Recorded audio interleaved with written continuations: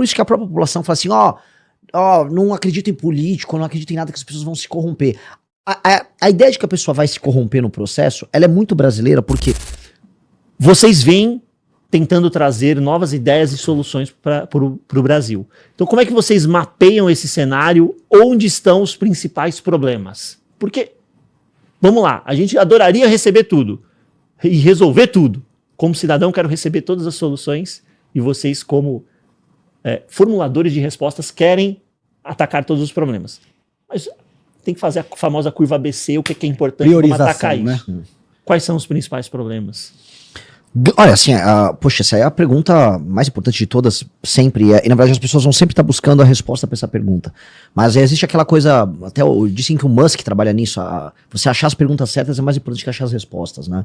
E a Helena Landau deu uma pista. Eu acho que a gente vai chegar ali na pista. Ela cita, estamos vivendo talvez a grande crise moral desde a Constituição de 88, que ela foi instaurada. Pois bem, a crise moral é a Constituição de 88.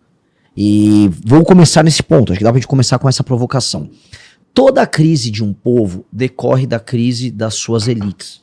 Eu não posso culpar a base da população pelo caminho, pelas direções que aquele povo toma, porque a base nunca lidera. E lógico, a gente ouve aquela propaganda democrática, tipo, todo o poder emana do povo, o povo... Cara, em lugar nenhum da história o povo mandou. E não é pra mandar. Tá? Essa mentira que a gente aprende na escola e tal, é uma mentira que deixa a gente perdido e alienado. A gente tem que entender assim, as decisões são tomadas por quem está em posições de poder. E poder se dá de muitas maneiras. Existe poder econômico, poder político, poder militar, poder midiático. Portanto, as pessoas que possuem poder, elas tomam decisões. A decisão tomada por um motoboy, ela não interfere na realidade quanto a decisão tomada por um presidente de um banco ou por um deputado federal. Logo, as elites, e quando veja só que interessante, quando a gente estuda a história da humanidade, a gente não fica estudando a história, olha, conheça a história desse camponês romano, ele arou muito a terra dele e ao longo da vida dele ele plantou muito trigo e um dia ele morreu. Não, você vai estudar a história dos grandes generais, os oradores, os homens que influenciaram aquele povo. Portanto, a história é conduzida pelos grandes líderes. Logo, né, pra gente não... Senão a gente vai ficar procurando muitas razões. Há uma crise de liderança no Brasil e essa crise vem de muito tempo. O Brasil foi fundado mediante um pacto que foi firmado entre todas as lideranças regionais, sob o comando do Dom Pedro I, os pais fundadores brasileiros participaram disso. O Dom Pedro II segura aquilo, uma das razões de manter, vamos dizer, um país tão heterogêneo de pé foi, você teve que manter as oligarquias mandando por muito tempo, por isso a gente não teve uma industrialização no começo, o Barão de Mauá, ele foi sabotado, inclusive pelo Dom Pedro II, a escravidão durou muito tempo. Depois tem a República Velha, com essas lideranças administrando o Brasil de uma maneira anacrônica. Aí vem as revoltas tenentistas, vem o Getúlio Vargas, 32 de São Paulo. Ou seja, a gente tá tendo sempre convulsões e problemas de liderança, só que se você vai na gênese, você vai ver, ok, nós temos elites muito ruins. E as elites são muito ruins há muito tempo, e por serem muito ruins há muito tempo, a entrega que nós temos enquanto nação, ela será necessariamente muito ruim. Porque, veja, o Brasil não é um país que tem a terra é maravilhosa, mas tem uma terra ok, nós somos o melhor lugar do mundo para plantar, mas temos terras agricultáveis, temos uma boa Embrapa que produziu bastante coisa, temos um território extenso, podemos não ter a população que produziu as maiores invenções do mundo, mas não é uma população inviável, como as piadas que vão fazer, o Brasil é um bostil, como dizem. Não, o Brasil tem muitos pressupostos que podem permitir que ele seja muito melhor do que ele realmente é. Basta ver a Índia. A Índia é um grande player internacional, com uma população que em grande medida está num estágio inferior à população brasileira na maior parte dos indicadores que você for tentar levantar. Então, o que nos faz ser tão pior do que a Índia? Naturalmente, a elite indiana é muito superior à elite brasileira, mesmo não sendo grande coisa. Assim como a elite chinesa é muito superior à elite brasileira. E aí a gente vai chegar na questão da crise moral.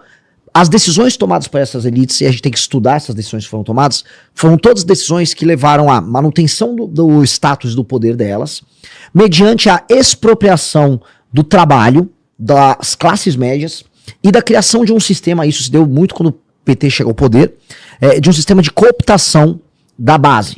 Então a gente tem um país que vive uma relação, isso na ciência política chama sistema topo-base, em que o topo se relaciona com a base, ele dá um bypass no meio, e o meio acaba sustentando tudo. É por isso que o cara que é produtivo, seja assim uma pessoa que tem um emprego que é produtivo, seja um empresário, esse cara tá sempre esfolado, a base fica alienada e ela é contemplada por migalhas que são jogadas pelo topo.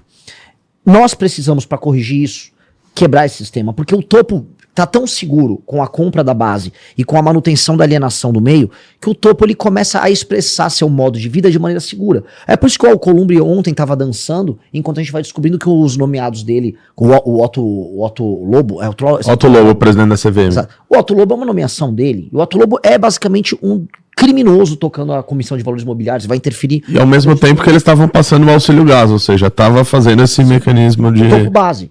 Então... Exato.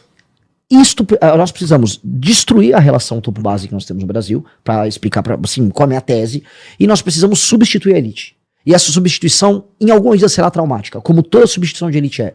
Nunca há substituição de elite que é bacana. Sempre será, em alguma medida, traumática. E nós vamos precisar fazer isso. Para ver se eu entendi. Aqui está uma crítica direta ao assistencialismo, essa manutenção, o poder, a gente pode chamar de compra de voto, pode chamar de um monte de coisa.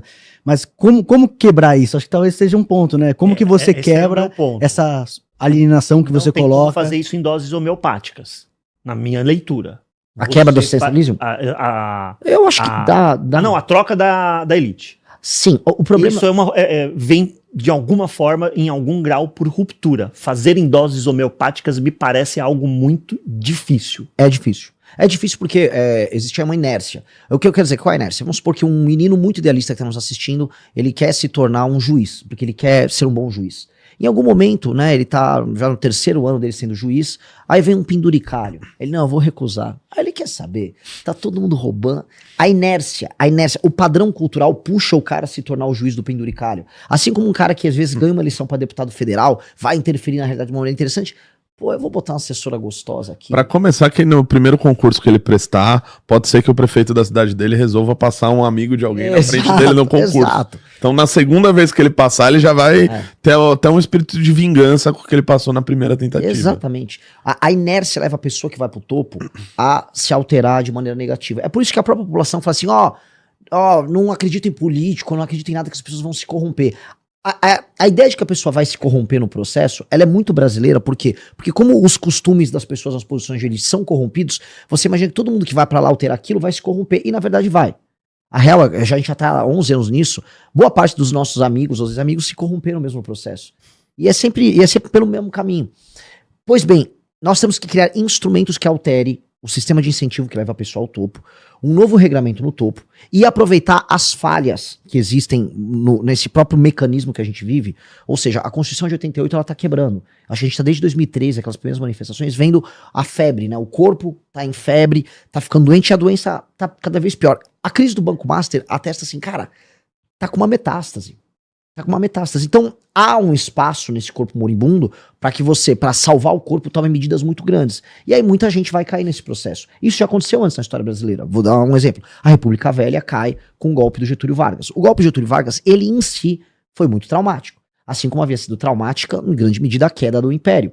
Assim como depois é traumático a queda do João Goulart e a instauração de uma ditadura. E depois é muito traumático, quer dizer, não foi traumático, mas foi leve e gradual, a chegada do regime de 88, que é o regime que a gente vive até agora. Que é ele em si um regime muito complicado e muito ruim pra gente. Foi, de todos esses regimes, foi o regime que o Brasil menos cresceu.